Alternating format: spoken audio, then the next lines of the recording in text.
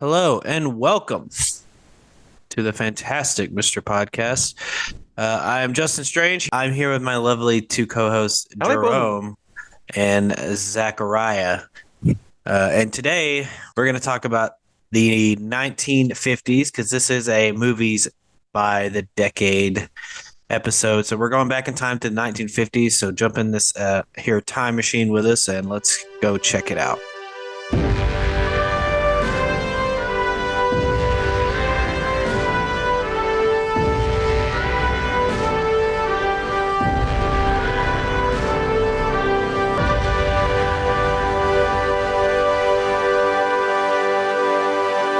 I'm looking at this article, and the title that has on here is "The Cold War and Post-Classical Era: The Era of Epic Films and the Threat of Television." So, what do you think about that? Ooh, Spooky. There's a lot to unpack. I mean, we're talking about the days Spooky. post World War II. We have an era of the Cold War, and the Soviets and the United States testing out their atomic weapons in oceans and in deserts. So I think the threat of television, the threat of nuclear war, it kind of plays Yeah, that is well true. together. I guess I didn't think about that. That is true. I like how you associate television with like nuclear annihilation. yeah, I'm thinking of nuclear war. certain. I'm thinking of the like 1950s, something from the nuclear tested in the deserts. I'm thinking of specifically of Kingdom of the Crystal Skull, the Indiana Jones film, and that makeshift town they had, and like it was all 1950s looking, and they blew it up, and there was old TV sets. That makes sense. I mean, and really, if you look at it from Hollywood's perspective, I can see the correlation between the two because TV was really becoming popular. Well, let's say the abundance of television sets made TV a lot more popular. And so they really were kind of struggling with, you know, people staying at home and watching TV instead of going to the movies. Right. What year do we know, Jake, did TVs become commercially available to the masses? Was there a specific year? It had to have been in the 50s, I would imagine, right? Yeah, I think it was like late 40s, early 50s. Like it was right around that time. Hollywood is obviously fearful of television's dawning in the early 1950s. So yeah, and that's kind of when Early 50s. So why do you There we think go. Hollywood was why do you think Hollywood felt threatened by the advent of TVs? I mean, I probably could say it right now because people are going to Could all stay say it. home and Yeah. not go to the theater, right? Yeah, thanks for answering your own question. Precisely. You can almost correlate it with the way that streaming services put a squeeze on Hollywood when those came out. Now they've kind of reached an equilibrium where Hollywood now makes material for streaming platforms, and so it's kind of equalized. But back then, it really was kind of a serious threat, or at least they saw it a serious threat to putting butts in seats. Well, Hollywood's always been threatened.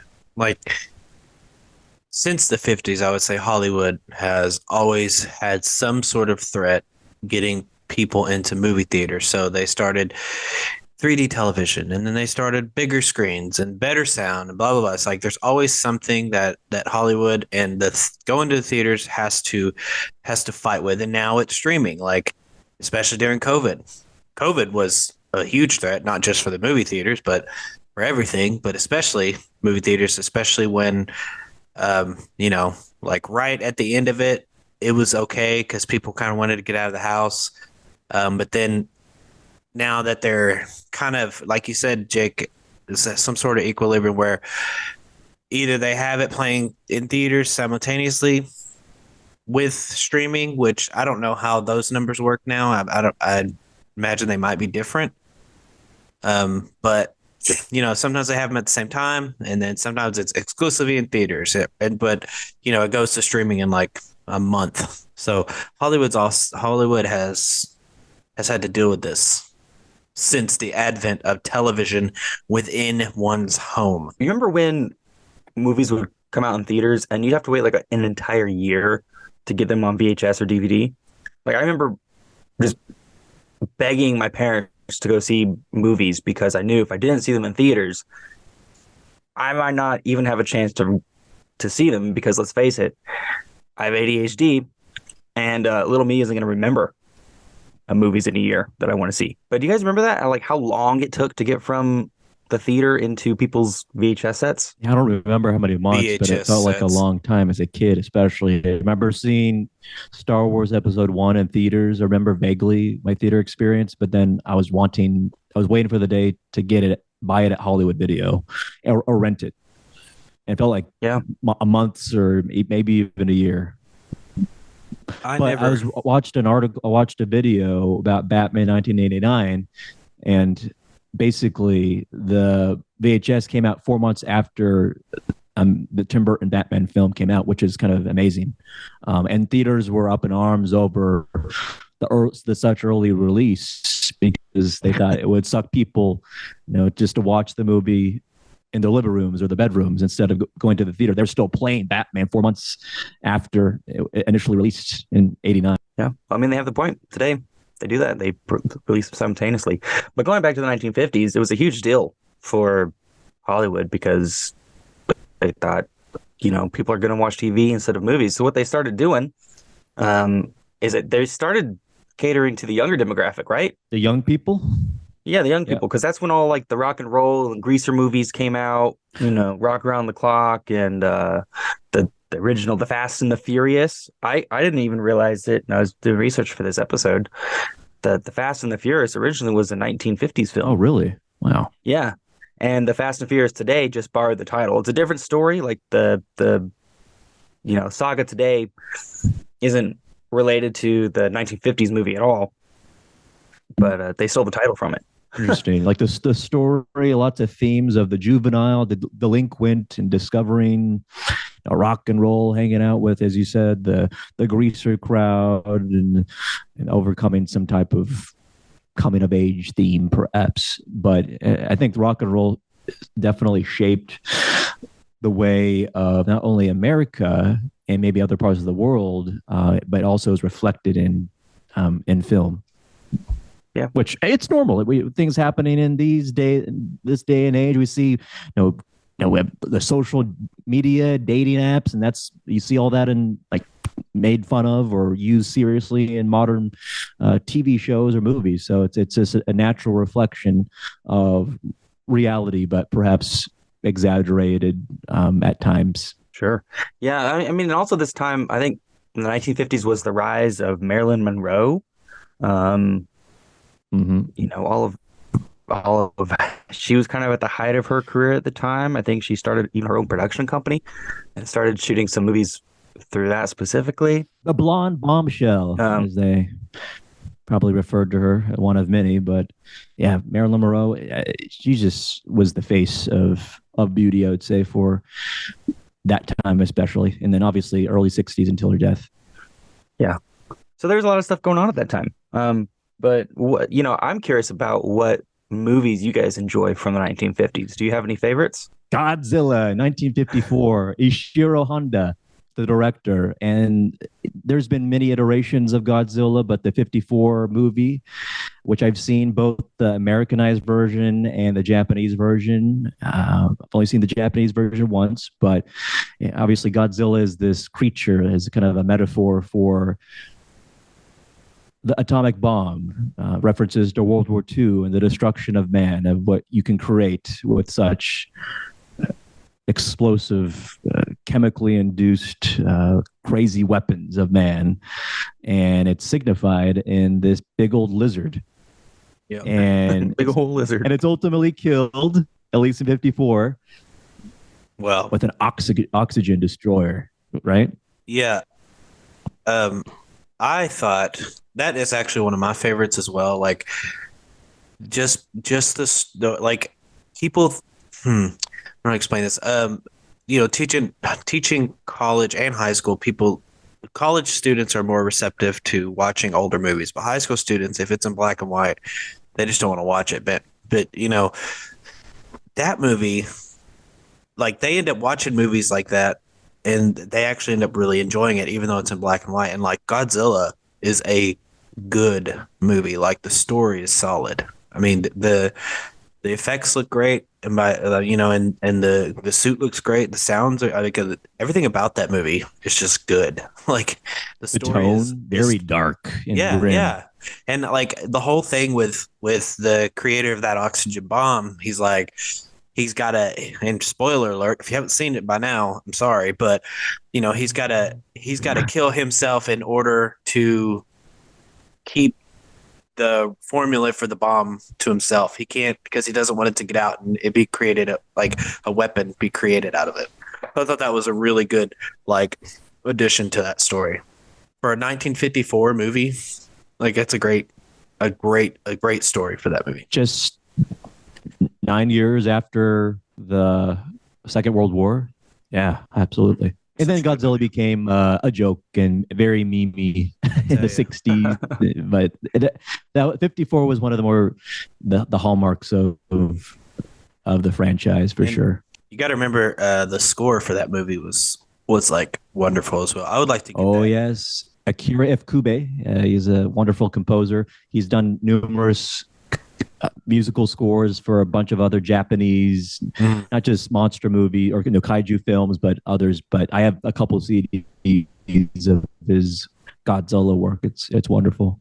I But think yeah, and I think that's a good starting point. Godzilla, I think revolutionary for the time. I think people seeing this big old creature maybe they didn't know was a person in a suit at the time. I mean, looks a lot better than King Kong in the 30s. I mean, arguably, it's amazing to see the technological advancement yeah, in okay, that that's I'll totally almost agree with that. 2 decade span. Yeah. Yeah, I'll totally agree with that cuz like even for the 30s it looked great, but it could have looked better had it been made in the 50s talking about King Kong. So yeah, I would totally agree with that.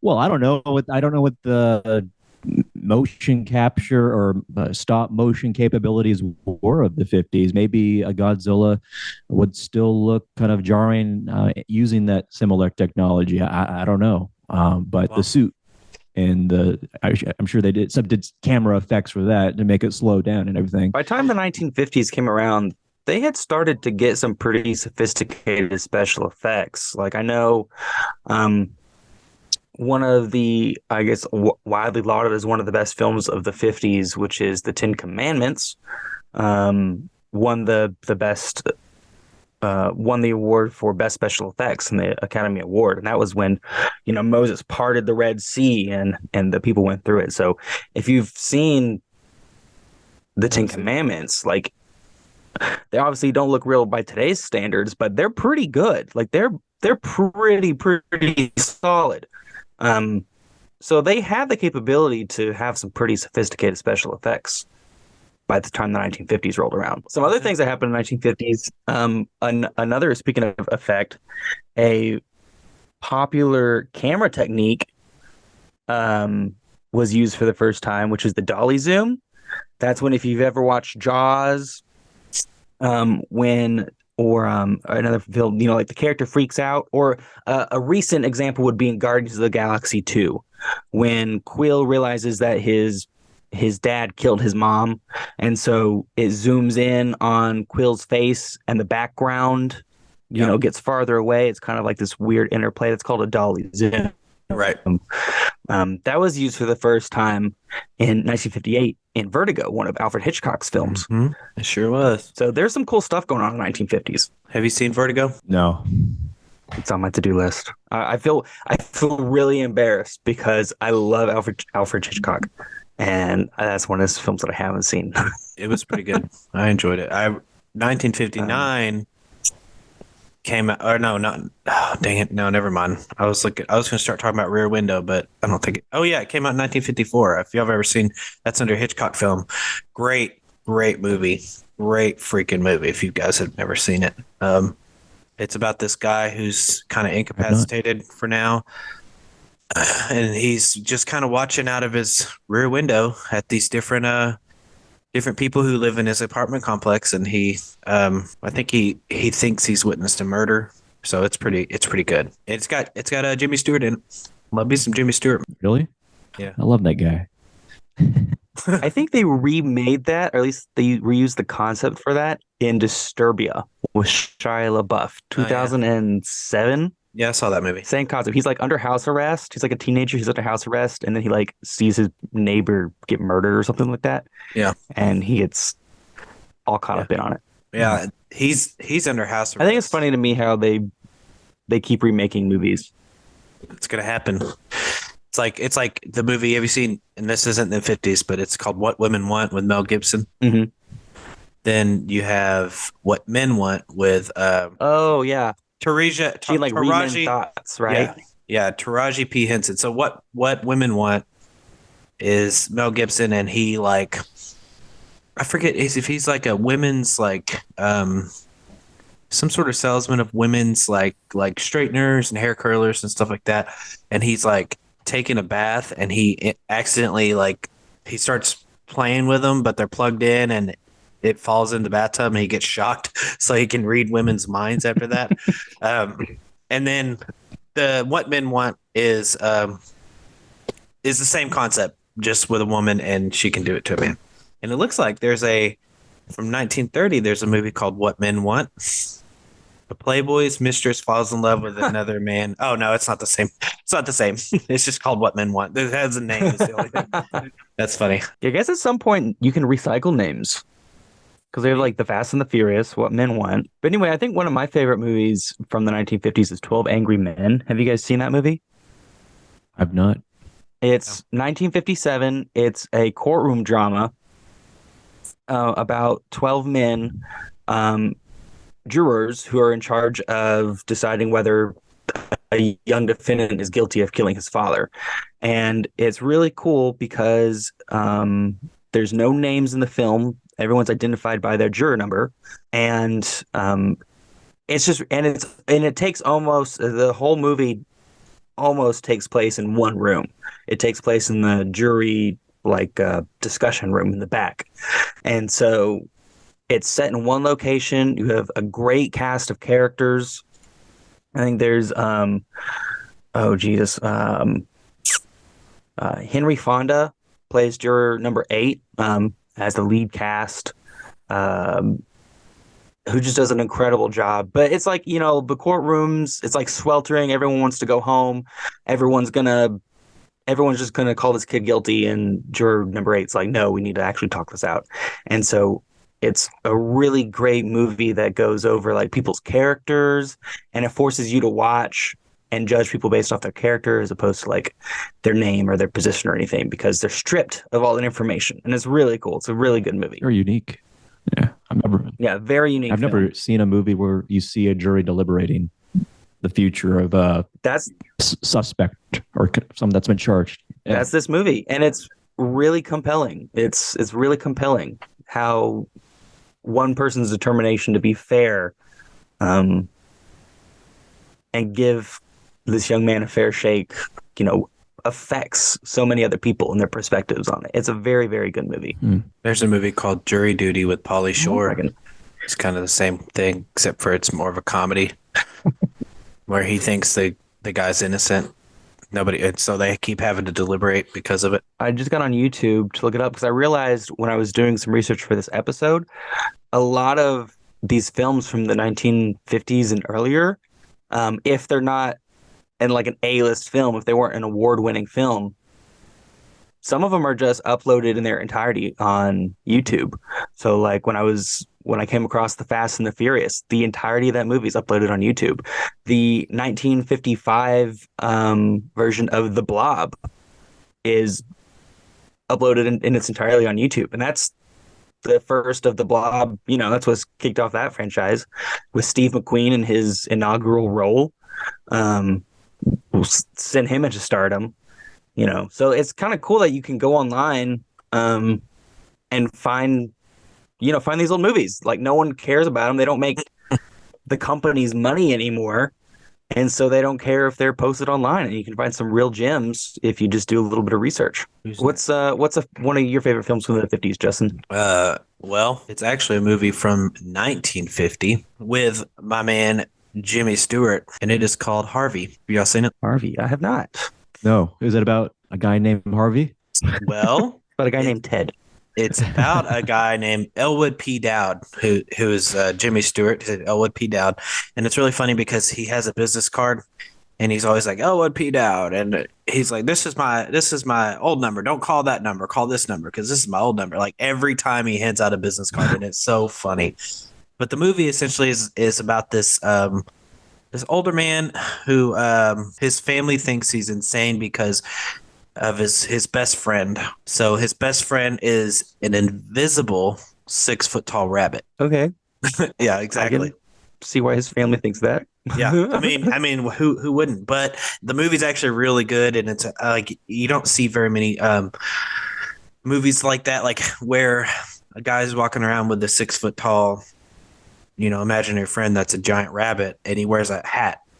And so, the whole movie, his family, is thinking he's crazy, and everybody thinks he's crazy, and they're trying to like commit him into like a what they call back then like a mental facility. And so all this stuff just Oh, wow. happens, and yeah, and so all this stuff just happens, and it's a really really cool movie. Do some shots have an actual like 6 foot tall bunny, and some No. shots don't, or how do they represent that? So basically, he just kind of mimes. Like he'll open the door for him, and he'll like put his hand on his back, but it's just air. There's nothing there.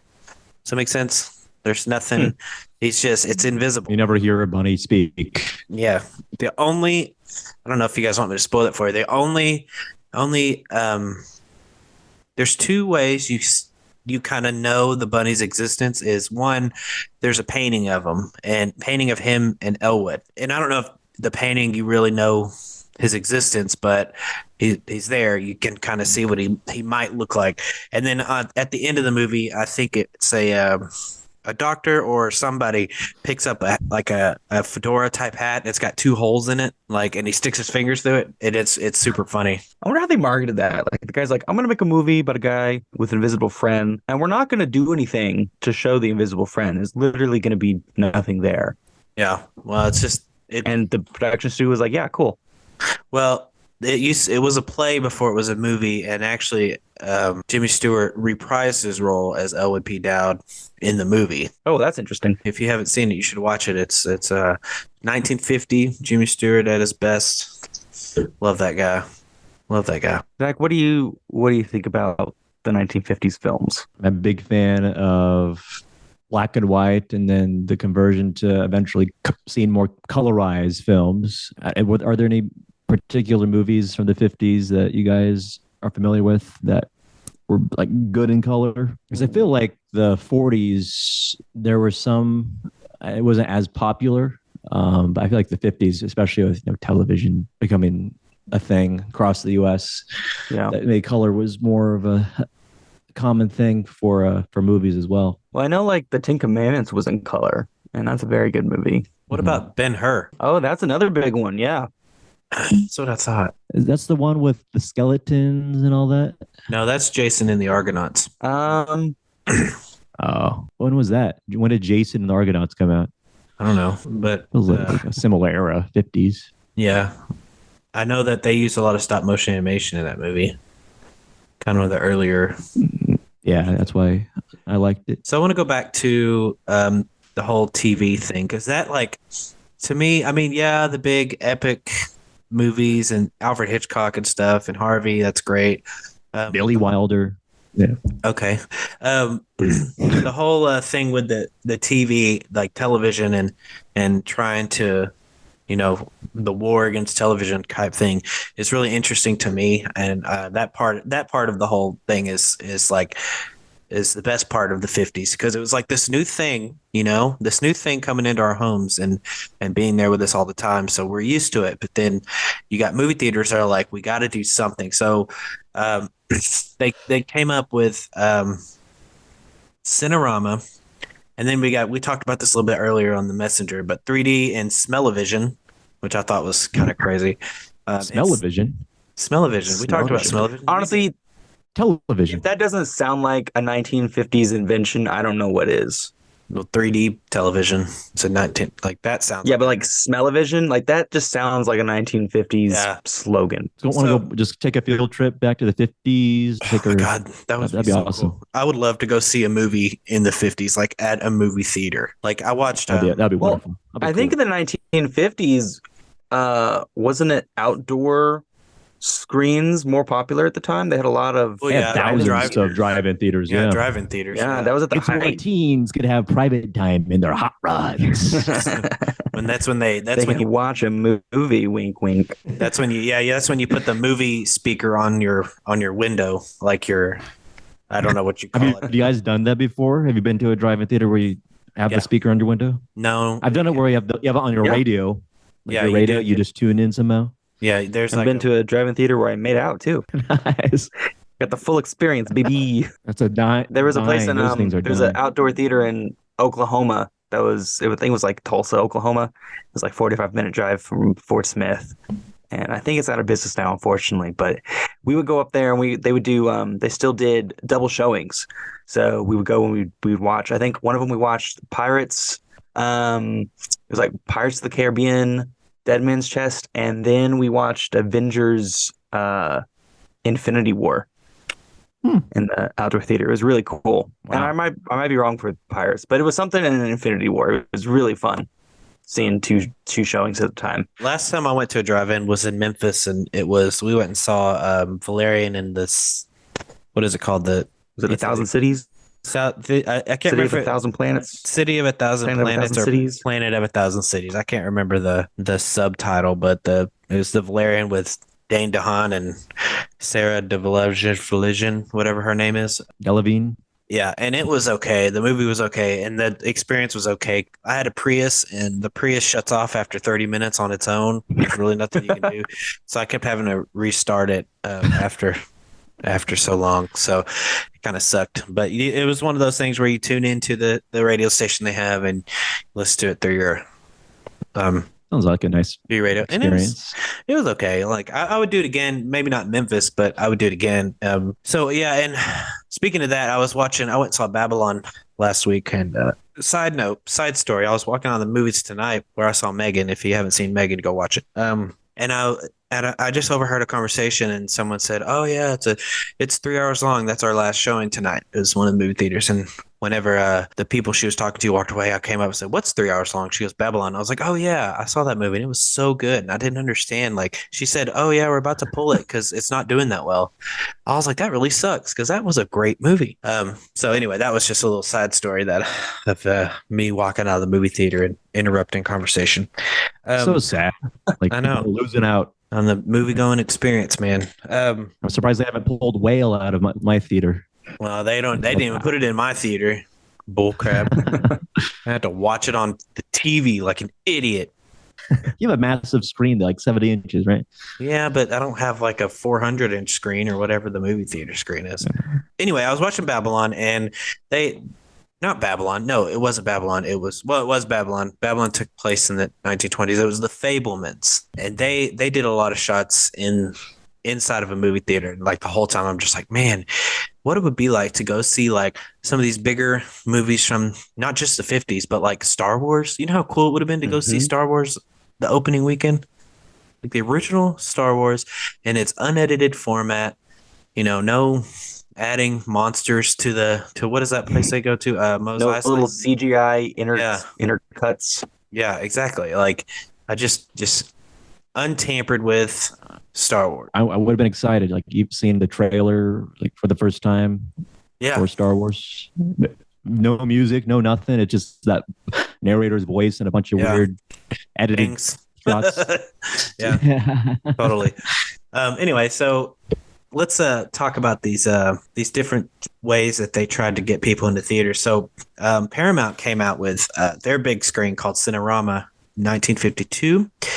And it required 3 cameras, 3 projectors, interlocking, semi-curved at 146 degrees screen, and a 4-track stereo sound. It made audiences feel they were at the center of the action.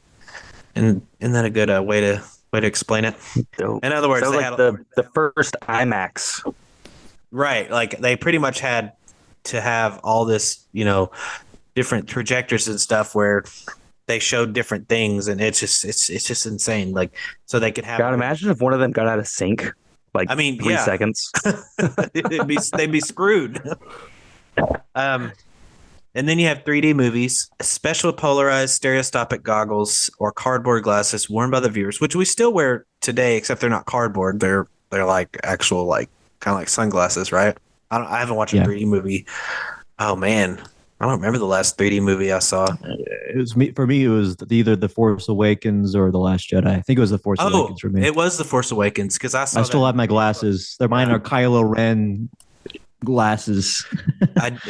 I'm pretty sure it was because Were you I remember- supposed to keep those, or were you supposed to give those back? I probably supposed kept to give them. it back. I'm doing them a favor. They don't have to recycle and wash them.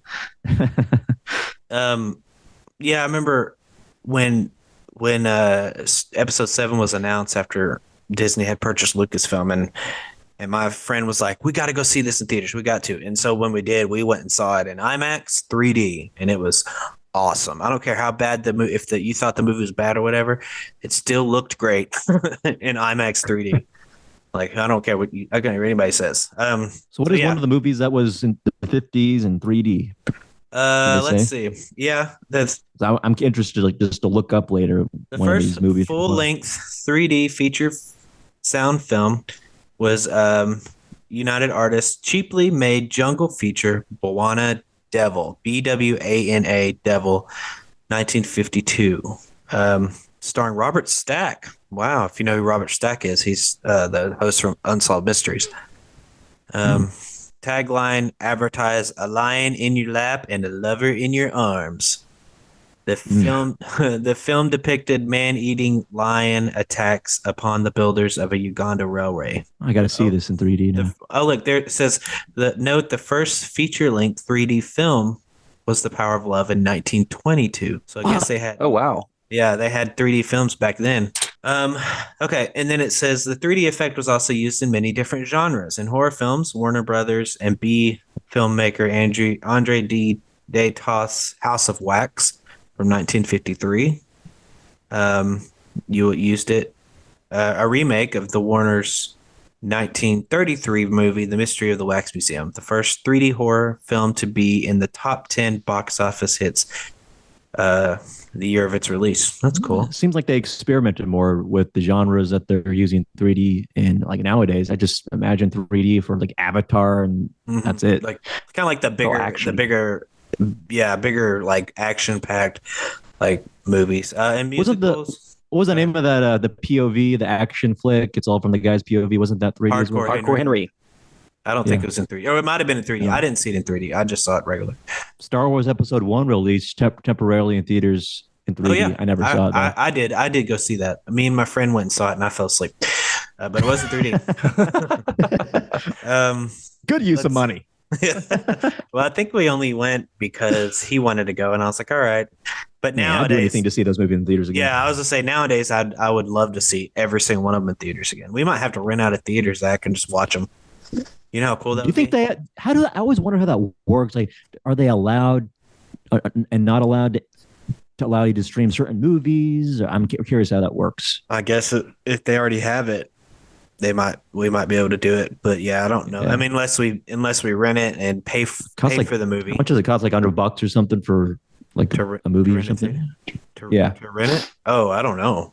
I would think it would cost I more know than that. the university that I went to would have like movies on the green where we had a big inflatable screen and would play movies for, and they had to purchase a license to play those movies. Yeah, it's Right, It's not like you could just pop in a DVD. Dang. Yeah, you have to get the rights and stuff to show those because you're making money off of it. You're probably making money off of it. So you have to get the rights and stuff. It's like just like a play. Like if you want to do a play for your high school, you have to purchase the rights. It's kind of lame. But I can't imagine. I mean, they promote it at theaters. So I can't imagine it's that difficult to get the rights approved for Star Wars or whatever. I don't know. I guess we should look into it and see. Okay, real quick. In musicals, they use 3Ds for the 3D effect in 1953's Kiss Me Kate.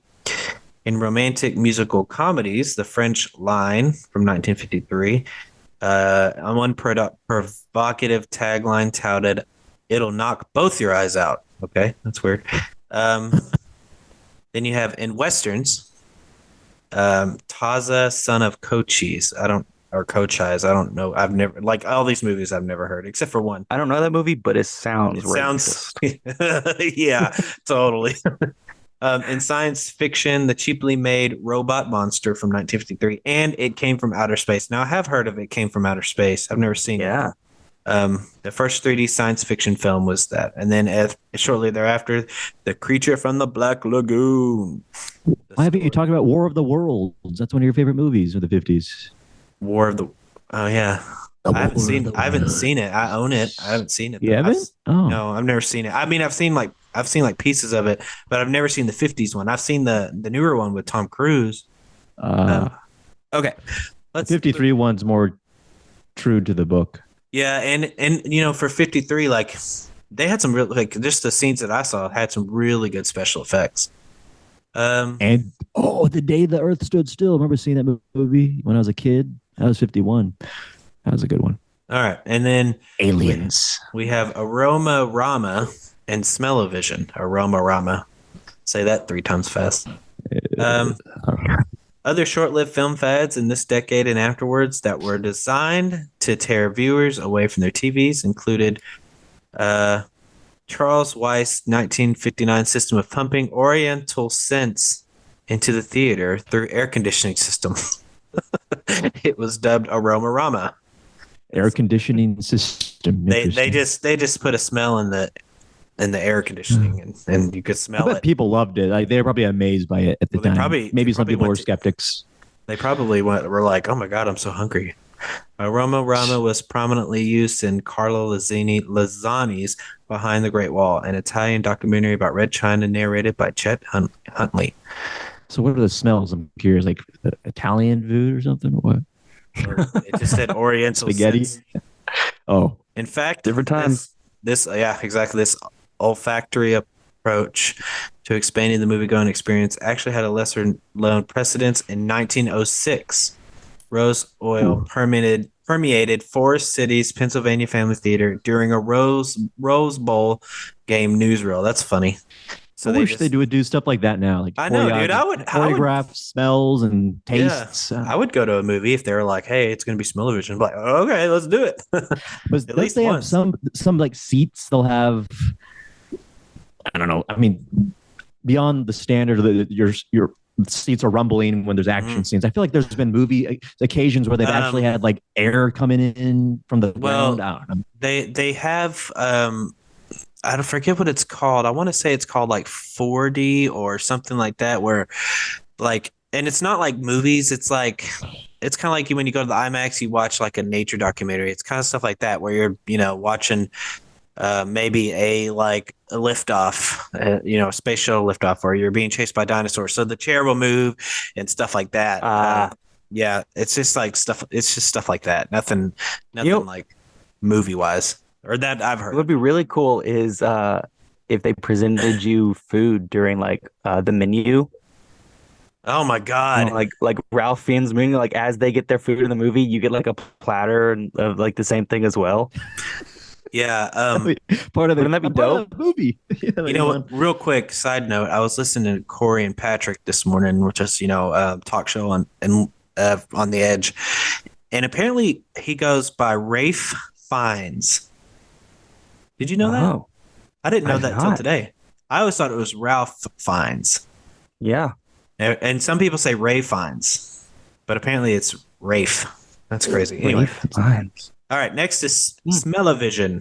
Was a similar process that came slightly later in 1960, developed by the Swiss-born Hans Laub, in which 30 different smells were injected into a movie theater's seats when triggered by various points in the film's soundtrack. Wow. Only one film was made with this gimmicky process, Michael Todd Jr.'s Scent of Mystery, also known as Holiday in Spain. 2 decades later, director John Waters paid homage to this concept with his patented system dubbed Odorama, and for his B-film melodrama Polyester. It used scratch and sniff cards and a number system on screen alert. Okay, so that's cool. That I like That's what both. I'm more familiar with today. Yeah, yeah, like the scratch and sniff when you're supposed to scratch and sniff. It's kind of like paint by Yeah. numbers. That's funny.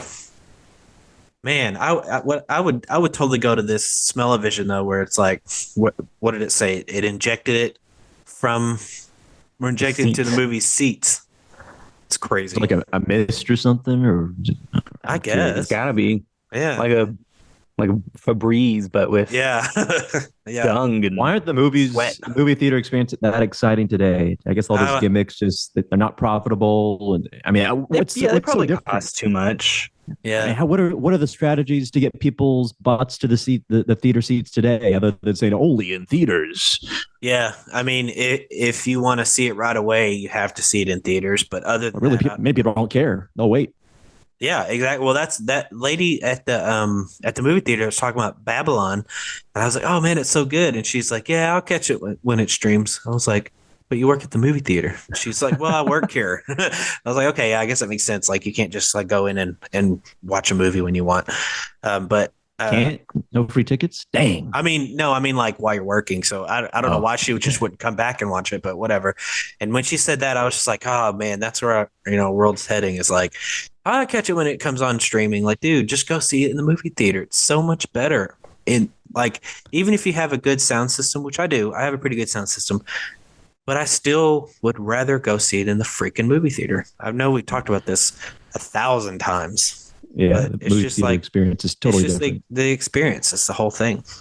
Some people don't care about the experience. They just like No, the they don't. convenience of being at home, lounging, have their Mhm. socks I off mean, or on, and onto their phones. I get that. And like my older brother who I live with now, you watch an hour and a half long movie, it turns into 3 hours because he's always pausing and getting up and doing stuff and pausing Yeah. and having a conversation or pausing and being like, hey, wife, look at this. And just like, dude, stop pausing. Let's just watch the movie. So like, Even during well, the yeah. 50s, people watching television shows at home, they can't just pause or DVR. They got to, they're dedicated to what they're about to watch. Well, Yeah. And they have their TV dinners too. but they can, Inventions of the yeah, exactly. 50s. They can do that all in the comfort of their own home. Like at the movie theater, you have you have to resort to popcorn and soda, which isn't bad, but it's like, oh, but I can eat this dinner in front of my TV. All right, even better. Like I can have They look delicious. Have you seen those Salisbury steak things? and They oh look yeah, better. they look better on TV. They look way Then you better buy, in those. Well, back in the day, they look so much like I've seen on YouTube. People did reviews of 1950s era TV dinners and look so much better than the Hungry Man's or the well, it's whatever like the the whole various brands they have today. taking cocaine out of Coke, man. You just screw up the recipe. Other various widescreen processes attracted audiences and monopolized the big screen market for the 50s. There were numerous optical techniques that widened the theater screen with effects that couldn't be duplicated on the TV screen. Would you like to know what they are? Yes. All right, Who was it? Paramount's VistaVision, used in Hitchcock's VistaVision. well-known thrillers To Catch a Thief, his own remake of The Man Who Knew Too Much, Vertigo, and North by Northwest. And Super Scope, RKO's answer to Fox's CinemaScope, which we didn't talk about CinemaScope, but basically, Yeah, I'm familiar. yeah, it's became a cheaper and more convenient because it used a simple anamorphic lens to create a widescreen effect. That's what CinemaScope was. MGM's Camera 65, later called Super Panavision 70 and Ultra Panavision 70. Then you have Panavision, Techniscope, Todd AO. That's a cool name, Todd AO. 70 millimeter. Man, they'd really try. What if they promoted this technology? I'm sure they like, did. they Yeah. use those. They use that I'm verbiage. sure they did. Just Yeah. they probably use narration as well to make it sound cool. Right, and they probably put it on the front on their marquees. Come see this in CinemaScope. Blah blah blah blah. It's like being like, oh, come see this in IMAX. It's the same thing. They probably stuck it on the marquee, put it on commercials and stuff like that. Man, imagine being a movie buff back in those days. Kind of still the infancy of sorts of the movie theater experience. So the 50s, there's no theaters that offered food, like had prepared meals like they do these days at some theaters? I'm surprised. I don't think so. I mean, I don't know Full that for course sure, meals, but that'd be delicious. nope. Okay, but That'd be cool. you don't go anywhere with a full course meal. Like even movie tavern, you eat nachos and stuff, like quesadillas and whatnot. You don't really get a steak in it, steak and Some mashed places do potatoes. steaks. Yeah, but in the theater, Alamo Draft House, maybe. Yeah, maybe.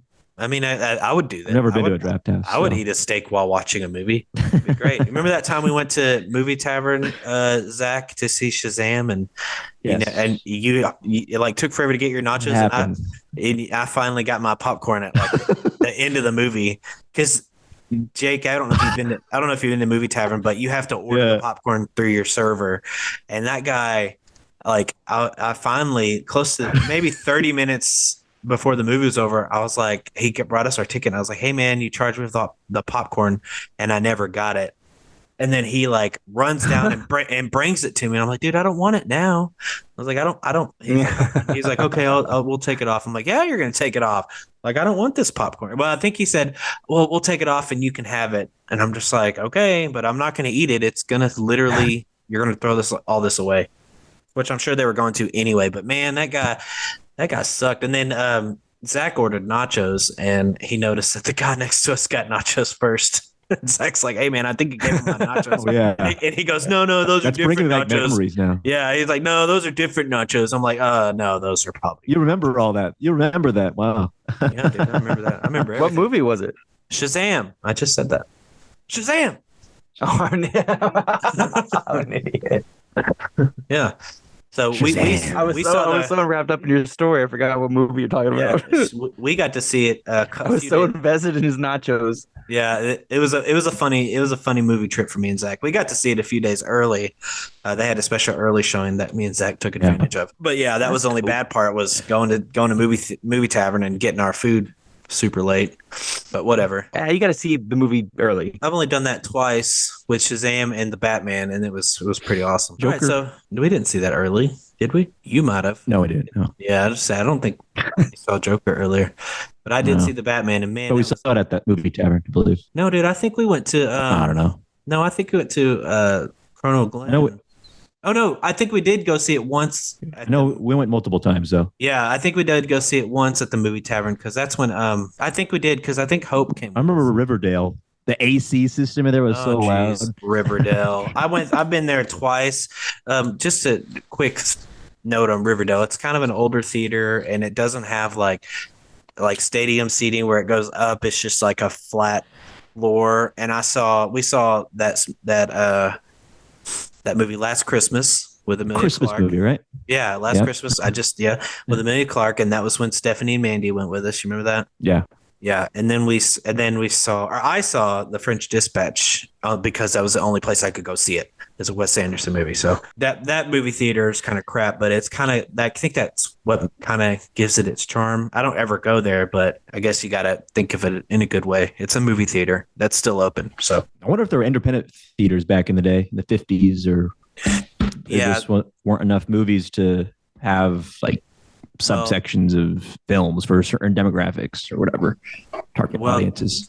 Back then, there were black theaters, there were white theaters, there were mixed theaters, but a lot of independent theaters, they had to do what was called, and I believe this happened in the 50s, what's called block booking, where, if they want one movie, but they have to get several movies in order to get that one movie.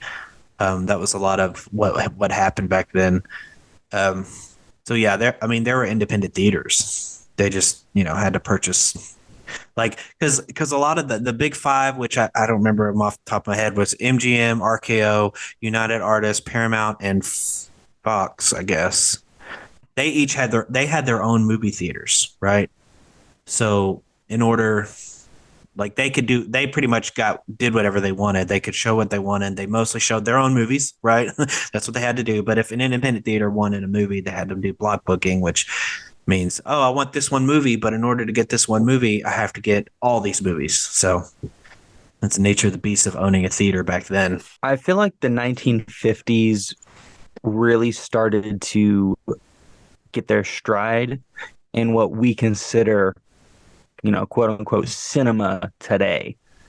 I would agree with that. The 50s was kind of an interesting blend between a lot of the techniques and style of filming that they did beforehand, in the 20s, 30s, and 40s, and starting to use, the more traditional techniques that we use today, like, and experimenting with styles such as the 3D and the smell-o-vision, but also things like dolly zooms and different ways of cutting and editing and and new concepts focusing on different demographics as opposed to the traditional, older generations, and they started transitioning their style to the younger generations and marketing to new people. Yeah, I would agree with that. That kind of hit their stride in the 50s, and it kind of took off from there, because I think movie going's been pretty steady, and it's had its up and downs. And like I said earlier, it's always had something to fight with. With the 50s, it was watching TV in your home, and then now it's watching TV in your home. It's always the same thing. It's just a different version of it, because you have the 50s where you watch TV, you had to catch it when it was on and all that stuff. And then you have the 80s and the 90s when, Laserdisc had come out in the 70s and stuff. But if you guys have ever seen a Laserdisc, it's a giant DVD that was expensive. The Laserdisc player was expensive. And then the Laserdiscs themselves were expensive. But then VHS came out, Betamax first and then VHS, and then made it a lot cheaper to watch movies at home. So it was like, another thing that movies have to fight with. So it just kind of started with this whole watching TV at home thing that the 50s kind of created. Yeah, you might argue that television maybe made Hollywood movies more compelling because it forced them to think outside the box and try new things to compete with the ability of television. It was a monumental time for movie making. Absolutely. I think we did a good job at explaining at least our thoughts on I thought so. how the 50s changed Hollywood and movie making and for the better. Yeah, for the better. Well, for the better, mostly. Some, like with the whole trying to get people into theaters, it's still an ongoing thing. So that's the only downside. Yeah, it's great to watch movies in your home, but there's that. What would we say, like 10-15% that's like, I'll go to the movies to see a movie, which is, we're a part of. I'm just making that percentage up, by the way. I'm just trying to get the point across that it's a small percent, I think, that want to go see movies in theaters, whereas people will rather watch it on TV or they'll download it illegally. And so that's always been a problem. I think that's the only downside to since the 1950s. But other than that, yeah, I think it's kind of when TV and movies kind of hit their stride and kind of made it where we're at today. Anyway, that's going to do it for us this week on the Fantastic Mr. Podcast. But hey, if you want to leave us any type of review on Apple or Spotify or anything, please do that. I'm not going to beg you to do it, but I would love it if you would. I'm sure Jerome and Zachariah would too. And you can hit us up on Facebook, Instagram, Twitter, YouTube, and let us know what you think. If you have any ideas for episodes, please let us know. And if you just want to say hello, say hello. You can also listen to us on Spotify, Amazon Music, Apple Podcasts, Google Podcasts, and that's about it, I think. Oh, and YouTube. Yes, absolutely. We need your feedback. Post a comment. Don't feel shy. Maybe consider recommending a movie for us to watch. If anything, I love just talking to you. All right, so that's going to do it for us this week on the Fantastic Mr. Podcast. Thanks for listening, and we'll see you next time. Bye. Bye.